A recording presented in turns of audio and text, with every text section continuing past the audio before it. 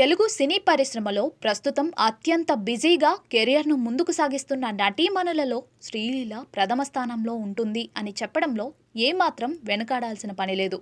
ఈ ముద్దుగుమ్మ శ్రీకాంత్ తనయుడు రోషన్ హీరోగా రూపొందిన పెళ్లి సందడి అనే మూవీతో తెలుగు తెరకు పరిచయం అయింది.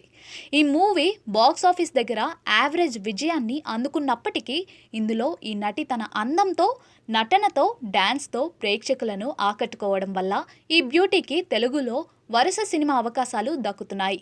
ప్రస్తుతం ఈ ముద్దుగుమ్మ చేతిలో దాదాపు 8 నుండి 10 సినిమాల వరకు ఉన్నాయి. అందులో కొన్ని అత్యంత భారీ క్రేజ్ ఉన్న సినిమాలు కూడా ఉన్నాయి. ఇకపోతే ఈ ముద్దుగుమ్మ తన కెరియర్లో ఇప్పటి వరకు నటించిన సినిమాలలో కొన్ని సినిమాలు మాత్రమే అద్భుతమైన విజయాలు అందుకున్నాయి. ఇకపోతే ఈ బ్యూటీ కొంతకాలం క్రితం రామ్ పోతినేని హీరోగా, బోయపాటి శ్రీను దర్శకత్వంలో రూపొందిన స్కంద అనే మూవీలో హీరోయిన్గా నటించిన విషయం మనకు తెలిసిందే. భారీ అంచనాల నడుమ విడుదలైన ఈ సినిమా బాక్సాఫీస్ దగ్గర బోల్తా కొట్టింది.